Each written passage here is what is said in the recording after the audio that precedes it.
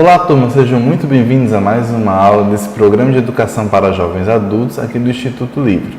Meu nome é Roger Medeiros e eu sou professor de artes de vocês. Vamos agora abrir o nosso material, o nosso volume 2, começando agora um novo ciclo, um novo circuito, né, de conteúdos, e vamos retomar agora as discussões e reflexões acerca do teatro como linguagem artística. Nós vimos no volume 1 as linguagens artísticas do teatro, da fotografia, da música e da dança, e agora o teatro retoma para a gente fazer uma reflexão mais aprofundada, não é? Muito mais técnica do que de fato faz o teatro ser o teatro, ok?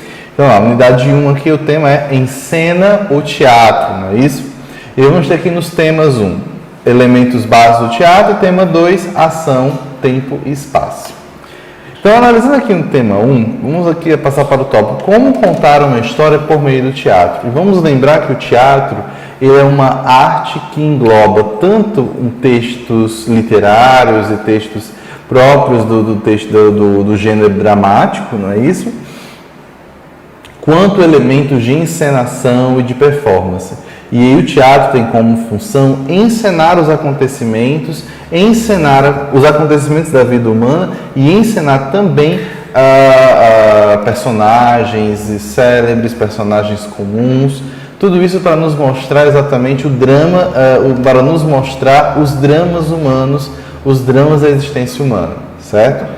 Então, não por acaso, o teatro está sempre associado a movimentos, a movimentos de questionamento político, a movimentos de expressão política e social, justamente, e também ligado a uma espécie de moralismo, de uma capacidade de ensinar valores morais às pessoas, sejam elas crianças ou adultos, né? Então, quando a gente pensa no teatro e toma para si esse conceito de uma arte que encena a vida humana e que é capaz de transmitir verdade, de transmitir mensagens a partir dessa encenação, a gente precisa entender também agora como é que ele realiza isso, como ele consegue alcançar isso, né? Então vamos lá assim, como contar uma história por meio do teatro? E aí ele já destaca no livro aqui as palavras onde, quem e o que. Ah, mas professor, isso não é notícia, como a gente viu lá na aula de português, ali na unidade 3? Então, aqui nós temos aqui as palavras onde, quem e quando. E aí você pode perguntar, mas professor, isso não é da notícia? Quando nós vimos ali na unidade 2, quando falava sobre o jornal e a construção da notícia, e você tem razão, é sobre a notícia mesmo. Mas, dado que uma peça de teatro é uma encenação, uma performance de uma vida humana, de uma história de vida, de uma vivência, não é? Essa vivência precisa de 3 elementos: pessoa, tempo e espaço. A pessoa é quem, não é? É o personagem que vai dar vida àquela história, é o ator que vai dar forma e voz àquele texto, não é isso? Então, quando a gente lê um texto de literatura, por exemplo, e a gente vê as descrições dos personagens, muitas vezes belos e belas, né? A gente fica imaginando na nossa cabeça e o ator vem ali para justamente finalizar, dar concretude àquela imagem. Não à toa que quando alguns textos, por exemplo, alguns filmes que são adaptados de livros, algumas pessoas se decepcionam com as escolhas dos atores que foram escolhidos para encenar aqueles personagens, outras pessoas se alegram e celebram essa escolha. Justamente porque a imagem daquele ator, a imagem física daquele ator, pode corresponder ou não, pode agradar ou não, com a imagem que criamos daquele personagem quando lemos aquele texto. Então, o ator é essa figura importante que vai dar não apenas voz, mas também uma forma, um rosto real, físico, àquele personagem, certo? Continuando agora aqui, vamos ter também a ideia do pessoa, temos agora o tempo, né? O tempo que tem aqui essa ideia de quando aconteceram, em que período aconteceu, né? Então, uma história como Antígona, como falamos na unidade 1, acontece é encenada há mais de 2.500 anos, por exemplo. Então, há novas performances, né? Há novas remontagens dessa peça e algumas buscam reproduzir a época, né? Os costumes, a vestimenta, né? As expressões, para justamente dar esse efeito de real, e essa época nos remonta para 442 a.C., então é algo muito antigo, não é isso? Ou outras peças tentam dar uma roupagem moderna, né? Trazer os mesmos caracteres, ou seja, as mesmas relações familiares, mas com nomes diferentes ou com vestimentos, não é? Figurinos diferentes para atualizar esse texto. Em vez de serem mulheres com ramos de oliveira sobre as cabeças, não é? Vestindo grandes túnicas, são mulheres modernas, cotidianas, com roupas cotidianas, mas que encenam aquele texto, interpretam aquele texto lá da Grécia Antiga, não é?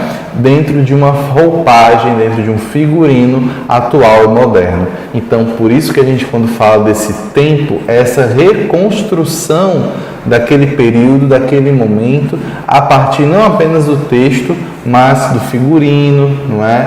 As expressões, do cenário principalmente, ok? E aí, por fim, nós vamos falar agora do espaço, não é? E aí se divide duas ideias aqui: o espaço da história, o espaço encenado e o espaço da cena, né? O espaço da cena é o palco, é o cenário, não é?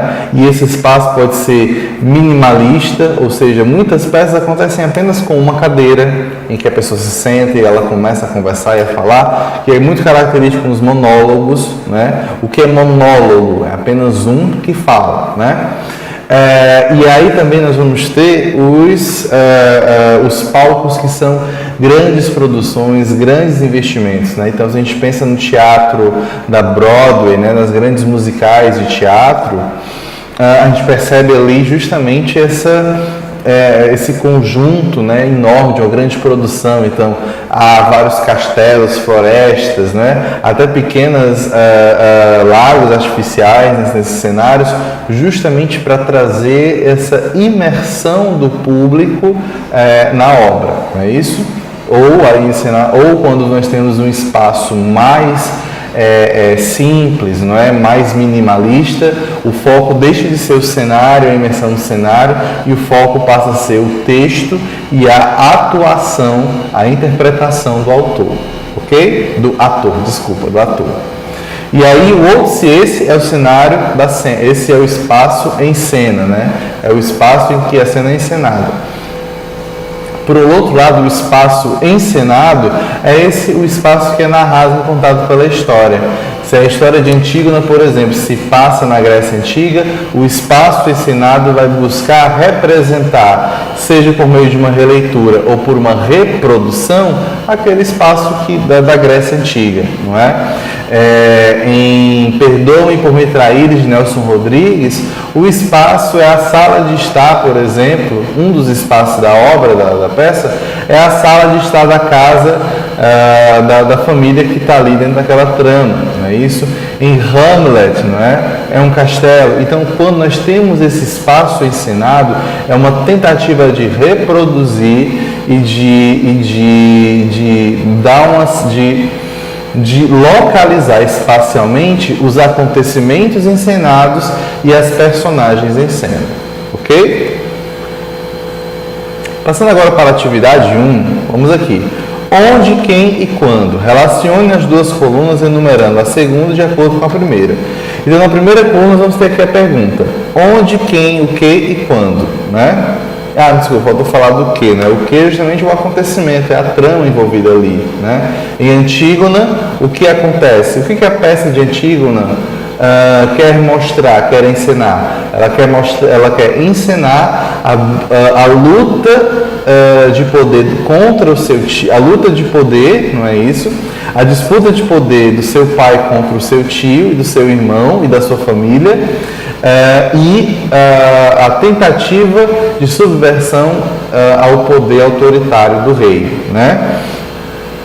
O que a peça perdoa-me por me traíres, quer mostrar. Ela quer mostrar, no caso aí, as relações familiares e o falso moralismo, né? Aquele familiar que se mostra alguém moral, justo, mas que na verdade realiza, como se diz, realiza ações questionáveis moralmente, não é?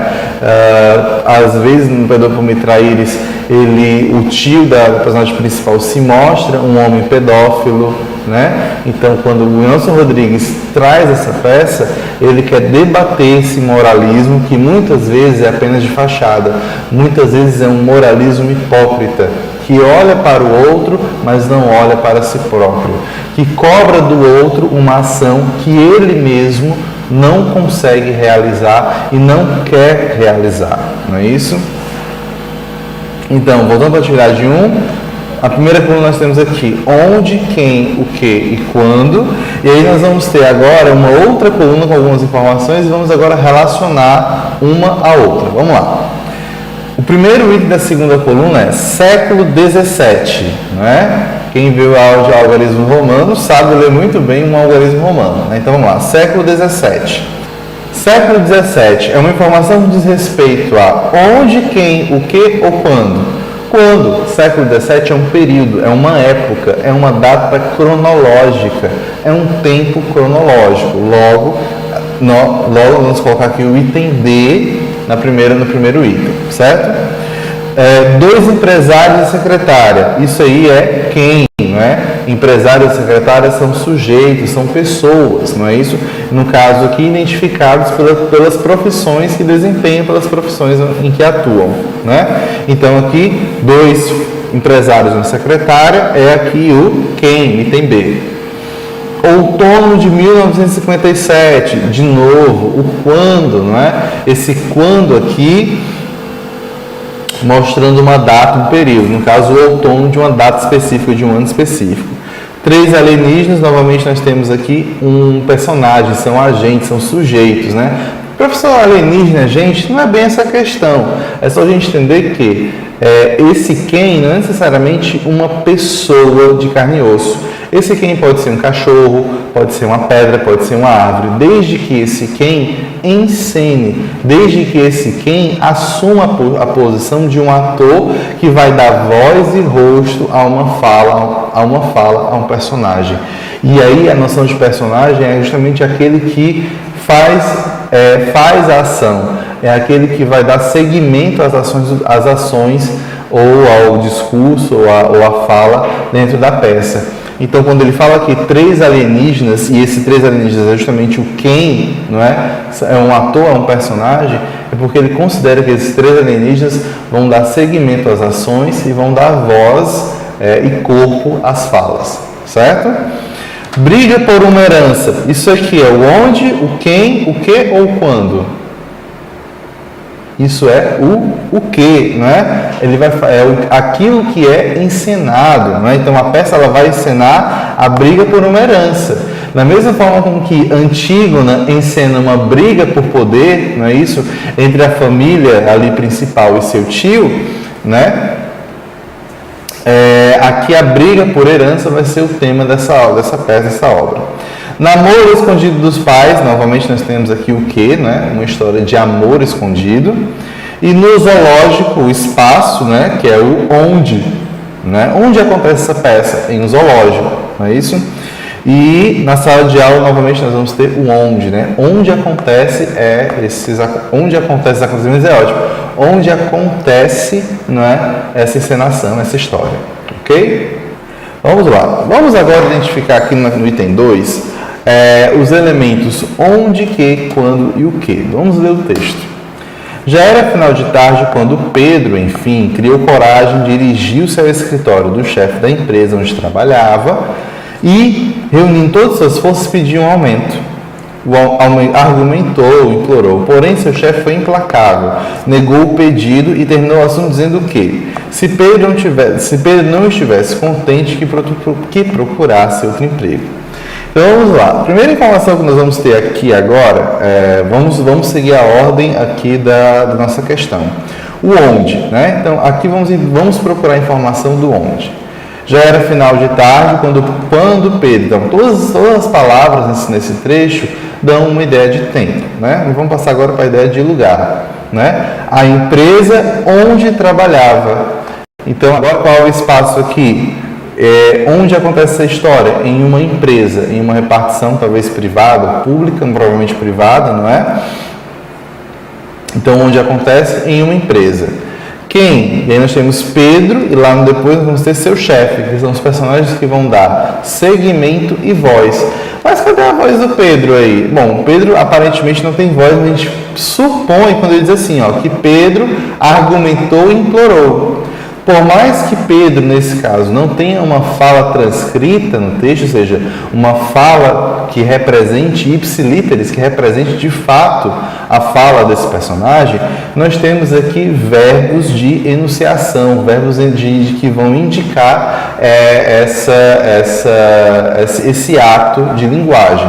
Então, ou seja, como é que eu argumento? Eu argumento falando. Como é que eu imploro? Eu imploro falando. Então, esses verbos descrevem as ações de fala do Pedro. E aí nós vamos ter no chefe um discurso indireto, ou seja, é um discurso em que eu tento descrever o que foi que o chefe disse. Então, na descrição é que ele disse que o chefe disse que se Pedro não estivesse contente, que procurasse outro emprego. Então, aqui nós temos Pedro e chefe como o quem da história, não é isso? Então, onde? Empresa, quem? Pedro e chefe. Quando? Final de tarde, né? Final do expediente de trabalho, né? Já era final de tarde quando Pedro criou coragem de dirigir seu escritório, onde trabalhava. Então, quando a gente pensa nesse final de tarde, quem trabalha em repartição, empresa privada ou escritório dentro de horário comercial, sabe que o final de tarde é o fim do expediente, não é? Então, esse momento aqui, ele esperou o fim do expediente para conseguir conversar com o seu chefe. Então, quando? Final de tarde, fim do expediente, certo? E o que? O que acontece aqui? O que essa cena quer descrever? Ela quer descrever um pedido de aumento, que no caso foi recusado, não é isso? Professor, eu posso dizer que o texto quer mostrar a recusa de um pedido de aumento? Pode, mas vamos considerar que essa recusa de pedido de aumento é apenas um momento específico, é o momento final dessa história, né? Vamos lembrar lá da aula de português, ali daquela aula em que a gente fala sobre os momentos da narrativa, né? Na relação do sujeito, né? Então, o sujeito é manipulado, ele junta as competências para realizar um fazer, né? Depois ele faz e, por fim, ele é sancionado. Perceba que aqui agora, o texto principal, né, nesse texto aqui, a gente percebe que o Pedro se sente manipulado a querer pedir um aumento, ele quer pedir um aumento, né? E aí ele criou coragem, ele se tornou competente para fazer aquilo, até que ele pediu, argumentou e implorou. E aí no final, na sanção, o chefe diz assim, não, você não merece um aumento. Então aqui, quando a gente quer responder que o que acontece é a recusa de um pedido de aumento, é como se a gente quisesse apenas focar no final da história, quando na realidade aquilo que dá início à história e o seu desenvolvimento gira em torno do pedido de aumento do Pedro. Então, o que responde melhor à questão o que é ensinado ou o que acontece é o pedido de aumento. Ok? Vamos lá, seguindo agora para a página 14, certo? Vamos aqui fazer agora uma análise mais técnica desse teatro, de como que esse espaço é organizado para a encenação de uma obra, ok? Na página 14 a gente vai ter aqui, ó, o cenógrafo cria o ambiente em que a história acontece. Nada em um cenário está ali por acaso, cada elemento tem uma intenção e um propósito, ou seja, ele minimamente ali ou vai compor o cenário de um modo geral e nos trazer uma espécie de efeito de real, um efeito de sentido de realização, de realidade, ou ele vai ser de fato utilizado de uma forma expressiva, não é isso? Uma cadeira, uma mesa, não é? Um objeto, uma garrafa, o que for, né? Ele tem uma função e um propósito dentro daquela cena e isso é um trabalho do cenógrafo. Uma peça até pode não ter cenário e isso também é intencional. De fato, eu posso ter simplesmente uma luz e essa ausência de cenário, digamos assim, entre aspas, já compõe o cenário, né? Então, não é algo propriamente acidental, é intencional, né? Veja no exemplo a seguir, na página 14, nessa imagem, tá bom?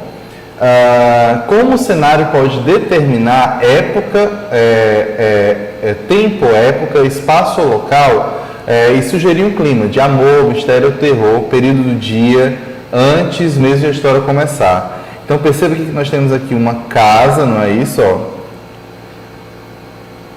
O cenário de uma casa que se chama Um Bonde Chamado Desejo, não é isso? Que é o nome da peça, que foi encenado em Nova York em 2012, ok? E aí vamos ter essa casa aqui que vai justamente mostrar um cotidiano. Aí nós temos aqui uma luz lá fora que indica como se fosse uma espécie de dia, não é? Uma luz que acorda durante o dia, não é? Uma casa empoeirada, velha, não é? Um tanto quanto bagunçada, com roupas para lavar, garrafas sobre a mesa. E aí essa casa justamente, ou seja, o cenário já nos dá todas as informações de tempo e espaço. Por isso que é importante a gente separar o espaço em cena, que é o cenário, e o espaço encenado, que é o espaço da história contada, né? Então aqui o espaço em cena não fala apenas do espaço, mas constrói também as relações de tempo nessa peça, ou seja, esse tempo aqui é um tempo diurno, não é? Faz parte aqui de um cotidiano, não são peças e artigos de decoração do século XVII, são do século XX, né? Então a gente tem esses traços temporais a partir do espaço em cena, e o espaço encenado é um espaço doméstico, urbano e moderno, né? Como a gente pode ver pelos cenários, certo? A ocupação do espaço cênico pelos atores e atrizes, isto é, como eles se distribuem e se movimentam pelo palco, também é muito importante no momento da produção e execução de uma peça teatral. Por exemplo, podem ficar de costas para a plateia, desde que haja motivo para tal. Podem ficar apenas em um único cenário. Podem ter cenas concomitantes, cenas acontecendo ao mesmo tempo, e pode ter diferentes entradas e saídas em cena, né? Professor, como assim? Podem ficar de costas para a plateia? Ora, tem que ter um motivo para isso. Muitas vezes os atores trabalham com uma ideia de paredes, né? Então nós temos, se a gente pensa o espaço como um lugar com 4 paredes, não é? O espaço em cena, então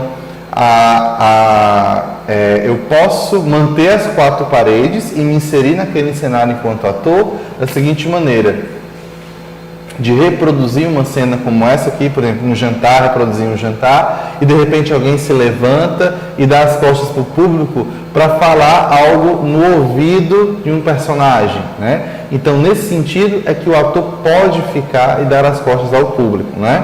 Ou ainda, o ator pode quebrar o que a gente chama de quarta parede, que é a parede do público, e se interagir e conversar com ele. É quando aquelas séries ou programas de televisão que a gente assiste na Netflix ou na Globo, em que o ator olha para a câmera, como eu estou fazendo agora, faz aquele movimento assim para a câmera, não é? E diz: está vendo o que está acontecendo?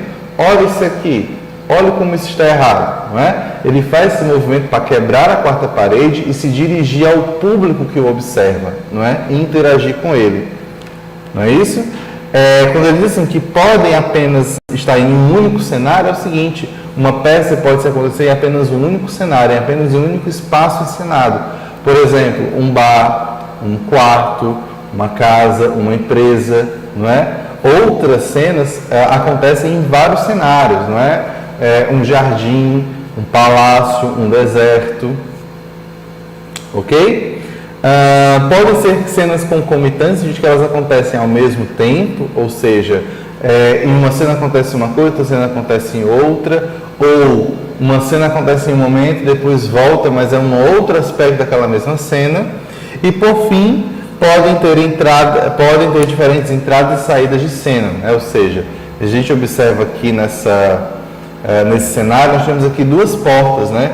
Então, os atores podem entrar tanto por uma porta quanto por outra.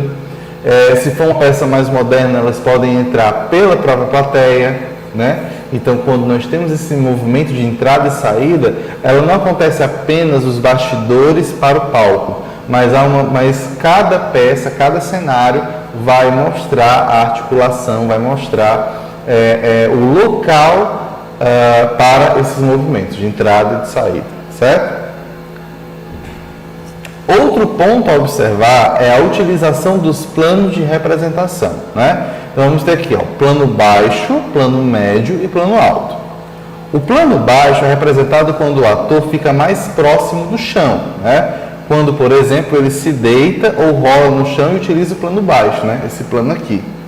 O plano médio é quando o autor está ajoelhado ou se senta, né? Então, se isso fosse uma peça de teatro, eu estaria no meu plano médio porque eu estou sentado, ok? E o plano alto, quando o plano alto apresenta quando o autor está de pé ou estica o braço, ou seja, ele utiliza essa parte alta aqui, né, do cenário, né? Quando eu estou dando aula, por exemplo, na lousa, eu utilizo o plano alto desse cenário da sala de aula. Quando eu estou dando aula aqui na mesa, eu utilizo o plano médio, ok? Vamos passar agora para a atividade 2. Analisando alguns elementos do teatro. Observe com muita atenção as imagens a seguir, especialmente em relação à iluminação, a cenários, a expressões dos artistas, a figurinos e planos de apresentação, como acabamos de ver. Vamos lá. Na imagem 1, nós observamos aqui um estudante no palco, como está sendo descrito na imagem, e aí temos aqui uma iluminação clara que destaca todo o seu corpo, toda a sua presença no palco, não é? E ele está não com figurino completo, porque ele utiliza uma calça jeans, né, e uma blusa muito babada. Então nós temos aqui um figurino que não está completo. Parece que isso aqui se trata de um ensaio, não é isso? O cenário não existe, são apenas a iluminação. E o plano de representação dele é o plano alto, porque ele está em pé. Na imagem 2 nós temos a peça A Ratoeira, né? Então temos aqui todos os atores devidamente vestidos, né? Um cenário complexo, né? Com móveis, tapeçarias, cortinas, portas, né? Uma espécie ali de varanda, né? Ao fundo, luminárias que pertencem ao ambiente doméstico, né? E não luminárias do ambiente. E todo um figurino que marca, né, uma certa burguesia, né, pessoas ali pelo vestido acreditando que sejam roupas ali dos anos 60, anos 50, não é isso? E na imagem 3 nós vamos ter aqui Édipo, rei de Sófocles, também ali do mesmo autor de Antígona, não é isso? Foi encenado em 96 em Londres, na Inglaterra. E aqui nós temos aqui já essas fantasias já não remetem mais a um realismo, mas a uma interpretação artística, né? São máscaras que estão aqui, não é? Máscaras, túnicas, né? Véus sobre essas mulheres, ou esses atores e atrizes. E também aqui um homem com uma túnica, né? Também um sobretudo vermelho, não é isso? A iluminação centrada sobre esses personagens, sobretudo aqui no vermelho e no branco, e ao fundo uma penumbra vermelha, não é? que coloca em uma margem, né? Coloca na periferia do destaque essa imagem, não é isso? Na imagem 4 nós temos também 3 atores com um cenário um tanto quanto mais simples, né? Algumas palhas, né? Aqui no caso é a peça Rei Lear, de William Shakespeare, também encenada na Inglaterra em 1991. E por fim, na imagem 5, nós temos Go and Stop Progress, né? Em Moscou, na Rússia, em 2004. Né? Aqui nós temos já um figurino mais pitoresco, não é? Algo mais surrealista. Né? Observem o nariz aqui do personagem principal, que está de pé, os atores agora com mãos para cima, deitados no chão, ou seja, não se busca mais um realismo puro, mas agora se busca é realmente esse trabalho com um surrealismo, né? Algo quase que imagético, mas ainda é uma atuação. Vamos lá então, respondendo agora as perguntas. Como é a iluminação nas 5 cenas apresentadas? Na primeira é uma iluminação geral, ou seja, dedica-se apenas a mostrar o ator e a todo aquele cenário, nas suas de cenário, é uma iluminação própria para os ensaios teatrais. Na imagem 2, que é da família, nós temos uma iluminação que busca reproduzir a iluminação das casas burguesas, né, das casas da alta sociedade, né?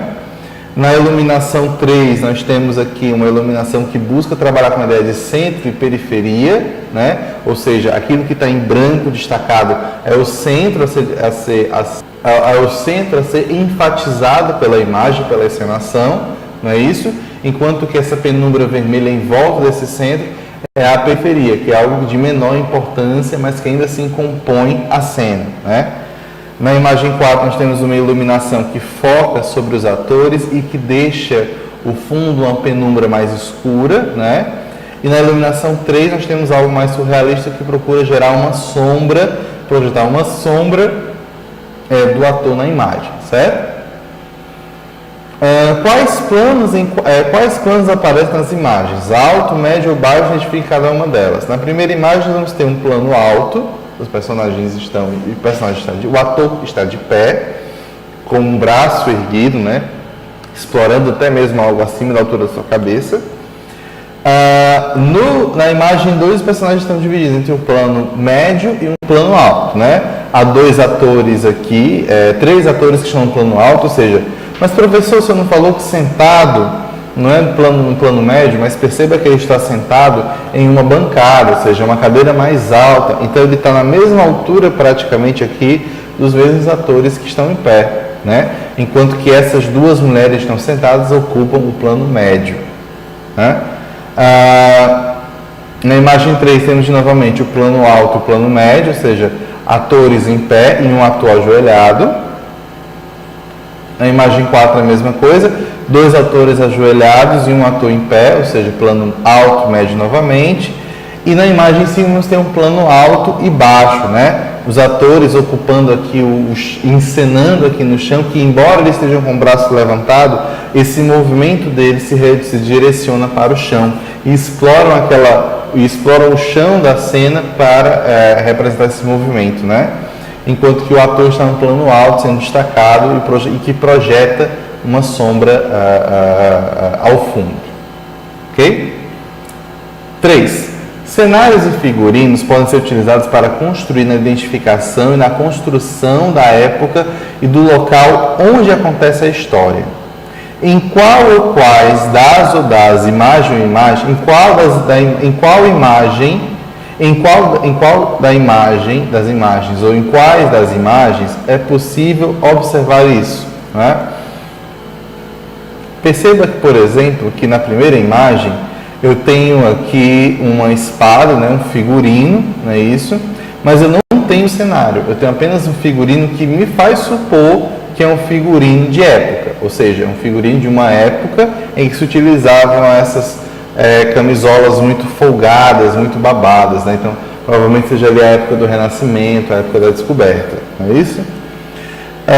No caso da imagem 2, eu tenho tanto o figurino quanto eu tenho o cenário. E aí sim, aqui é importantíssimo na imagem 2 a gente observar a reprodução de um estilo de vida burguês, de uma alta sociedade, não é? Porque pessoas que usam terno em casa, que tem tapeçaria, sofás estampados,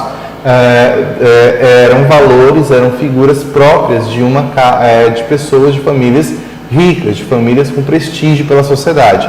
Então nós temos aqui na imagem 2 tanto o figurino quanto o cenário para construir esse espaço em cena, para construir essa realidade, que na realidade no caso é da burguesia do século XX. Em Hamlet nós vamos ter também de novo o cenário e a iluminação, não é? E aí vamos ter que essas máscaras de surpresa que meio que expressam um espanto, não é? E essa cor vermelha ao fundo para reforçar essa dramaticidade, não é? Para trazer um drama, para intensificar o drama contado por essa história, conduzida por essa encenação, não é isso?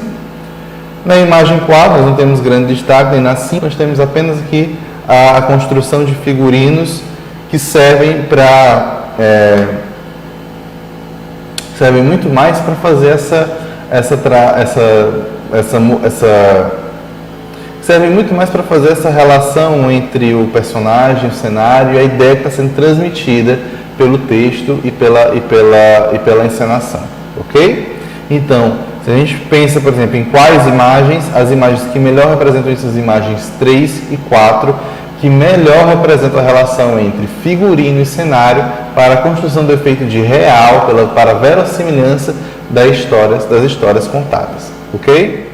Na página 20, nós vamos fazer agora a questão desafio, que consiste na leitura de um texto e a interpretação dele. E aí ele vai tratar de uma reflexão sobre o gênero dramático, sobre o teatro, que nós acabamos de fazer. E aí, com base no que foi discutido, foi apresentado, vamos responder e escolher o item correto, certo? Mas, primeiramente, vamos passar para o texto. Gênero dramático é aquele em que o artista usa como intermediária entre si e o público a representação. A palavra vem do grego drão, fazer, que quer dizer ação. Não é isso? Interpretação, drão, não é? Representação. A peça teatral é, pois, uma composição literária designada à apresentação por atores em um palco, atuando e dialogando entre si. Então, lembre-se, quando a gente fala, justamente é isso. Por que ela é literária? Porque ela trabalha, litera, vem de palavra, né? Então ela trabalha com a palavra. Então, a partir do momento que o texto dramático trabalha com a palavra, mas ele é um texto dramático que é diferente do conto, da poesia, porque ele é pensado para ser encenado. Então, ele tem descrições e instruções para a sua encenação, diferentemente dos textos em prosa e os textos em poesia, que são textos que são voltados para a sua leitura e não encenação.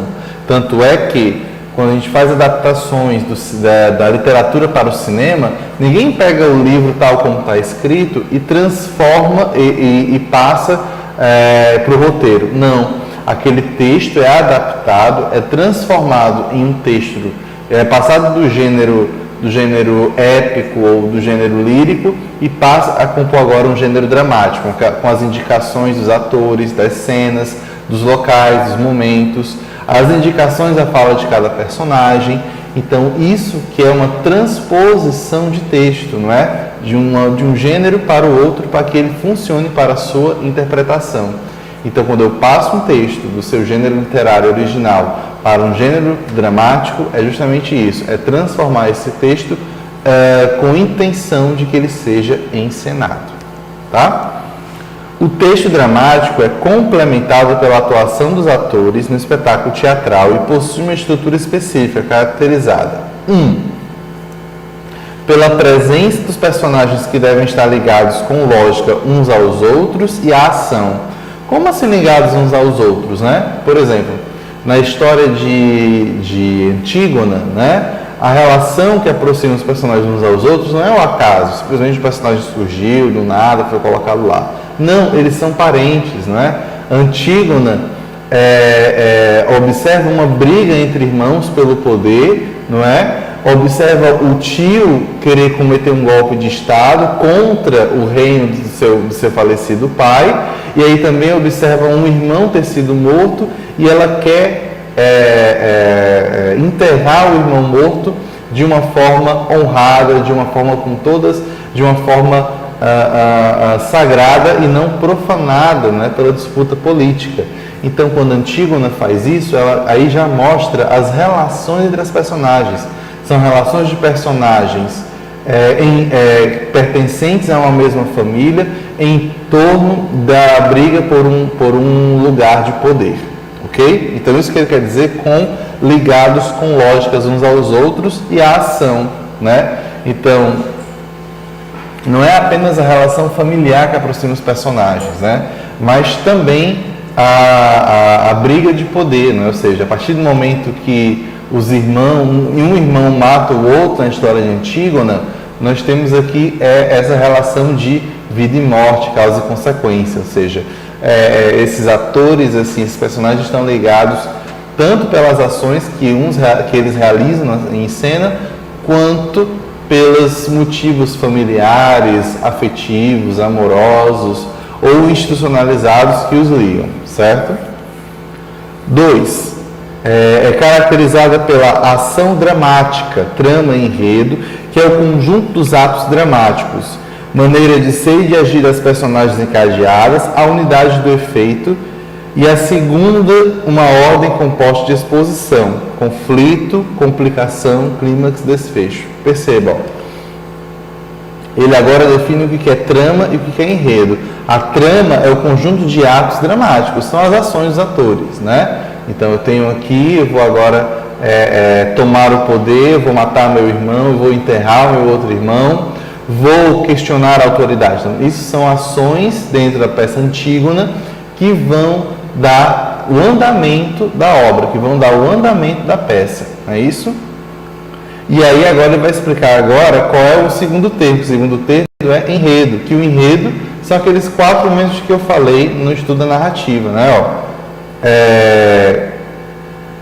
Exposição, que é a situação inicial, conflito, complicação, clímax e desfecho, né? Ou seja, há uma ação aí, né? Um conflito, uma complicação, há um momento inicial de paz, de serenidade, que as coisas parecem normais, depois há algum conflito, uma asseveração desse conflito de forma que se torne impossível não reagir a ele, ou seja, quando o pai de Antígona morre e deixa o trono para seus 2 irmãos mais velhos, Antígona se vê ali numa disputa de poder que ela procura ainda não se posicionar, não é? No entanto, quando o seu tio Creonte tenta, como se diz, chegar ao poder por meio de um golpe, aí Antígona vê que não é mais possível ignorar a situação e decide tomar uma atitude. E é por isso que ele fala aqui em complicação, porque é uma intensificação do conflito apresentado anteriormente. O clímax é a ação final que vai resolver esse conflito, e o desfecho mostra as consequências desse clímax, ok? 3. É caracterizada pela situação ou ambiente, que é o conjunto de circunstâncias físicas, sociais, espirituais em que se situa a ação. Bom, quando ele fala físico, fica muito claro, né? É um jardim, é um castelo, é um deserto, né? É uma sala de estar, é um quarto, é uma empresa, é um escritório, não é isso? Quando ele fala sociais, ele mostra que esses espaços também podem ser investidos de valores sociais. É uma casa rica, é uma casa pobre, é uma casa da burguesia, é uma casa de pessoas religiosas, é uma casa de pessoas de pessoas periféricas com baixa escolaridade, não é isso? E por aí vai. 4. Pelo tema, ou seja, ideia que o autor dramaturgo deseja expor ou sua interpretação real por meio de representação, né? Ou seja, esse texto dramático é representado pelo tema, né? Antígona, no caso, é a disputa do poder. Perdoe-me por me traíres, o tema discutido é o conflito moral e a hipocrisia moral da sociedade carioca, não é isso? Em Hamlet, é o conflito de ser ou não ser aquilo que as pessoas esperam dele, não é isso? Então, cada texto dramático vai ter sua unidade temática, vai ter o seu tema que vai identificá-lo e trazer a sua individualidade, ok? Vamos seguir agora para a análise dos itens. Considerando o texto e analisando os elementos que constituem um espetáculo teatral, conclui-se que a criação do espetáculo teatral apresenta-se como um fenômeno de ordem individual, pois não é possível conceber de forma coletiva, é exatamente o contrário, não é? A criação do espetáculo. Se ele falasse assim, a criação do texto dramático como um fenômeno individual, com certeza, porque escrever é um ato individual, né? Mas ainda assim ela é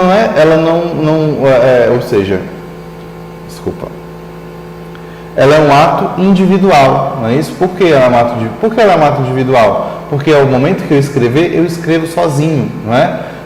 Há alguns casos, são mais modernos, em que um texto é escrito por diversas pessoas, né? Um roteiro é escrito por várias pessoas, uma peça de teatro, um roteiro é escrito por duas até, né? Mas elas fazem ali um conversa e tudo mais. Mas não é exatamente por um coletivo, por um conjunto de duas ou mais pessoas que vão ali escrever aquela peça. O ato de escrever uma peça, ele é individual, né? Mas o nosso item não fala do ato de escrever, mas é da criação do espetáculo, ou seja, é a criação da encenação, e aí envolve atores, diretores, iluminadores, cenógrafos, figurinistas, maquiadores. Para a concepção do espetáculo envolve muitas pessoas, envolvem-se muitas pessoas, não é isso? Diferentemente, não é, da escrita do texto dramático, que aí sim, nessa escrita, o processo de escrita é um processo que normalmente leva uma e raramente duas pessoas, ok? Item B. O cenário onde se desenrola a ação cênica é concebido e construído e constituído pelo cenógrafo de modo autônomo e independente do tema da peça e do trabalho interpretativo dos atores. Não, né? O cenógrafo precisa estar de acordo com o projeto interpretativo desses atores e com o tema da peça. Se eu faço uma peça chamada A Era do Gelo, pronto, vamos pegar, digamos que alguém pegou o filme da Frozen, né? E aí resolveu fazer a Frozen que fala de gelo, de frio, né? Frozen, uma aventura congelante, e de repente o cenário passa a ser um deserto. Não tem sentido, não tem verossimilhança. O cenário passa a ser incoerente em relação ao texto apresentado. O texto apresentado fala de um cenário de neve, de gelo. Então, esse cenário, esse espaço em cena, tem que reproduzir, né? Prefere-se que ele reproduza esse cenário de gelo. Ok? No item, então, no item B está errado também. No item C. O texto cênico pode originar-se dos mais variados gêneros textuais, como contas, lendas, romances, poesias, crônicas, notícias, imagens e fragmentos textuais, entre outros, né? Então, vamos lá. Sim, realmente eu posso contar uma história no meio da peça. Eu posso, se alguém fizesse, por exemplo, uma peça das 1001 Noites, com certeza algum daqueles contos estariam ali sendo narrados pela Sherazade, enquanto a Sherazade fosse encenada por uma atriz.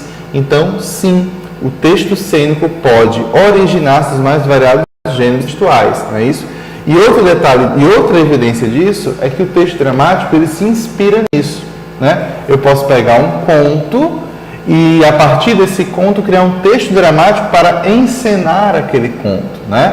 Então, quando fizeram aquele filme O Alienista, eles pegaram o conto O Alienista do Machado de Assis e transformaram em um texto dramático, não é isso? Em um texto cênico para ser encenado. Então, sim, o texto cênico pode se originar dos mais variados gêneros, né? Um poema pode virar uma encenação, uma receita pode virar uma encenação, uma crônica, uma notícia, uma imagem pode se transformar em encenação. É isso mesmo. Vamos lá. D. O corpo do autor na cena tem pouca importância na comunicação teatral. Muito pelo contrário. O corpo do autor é o que vai dar uma identidade àquele personagem, é o que vai dar uma concretude àquela voz, é o que vai dar corpo àquela voz e personagem que está ali descrita no texto cênico. Então já está errado. Visto que o mais importante é a expressão verbal, não é apenas a expressão verbal, mas a expressão verbal também oralizada, não é? Ou seja, entoada, não é? Dramatizada. Base da comunicação cênica base da comunicação cênica em toda a trajetória do teatro até os dias atuais. Item E. A iluminação e o som de um espetáculo cênico independem do processo de produção e recepção do espetáculo teatral, já que se trata de linguagens artísticas diferentes agregadas posteriormente à cena teatral. Não, elas são dependentes uma da outra. A iluminação e som, tudo isso constitui a arte do teatro, certo? Então, nosso item correto na questão do desafio é o item C. Espero que tenham gostado. Fiquem para a próxima. Até mais. Forte abraço.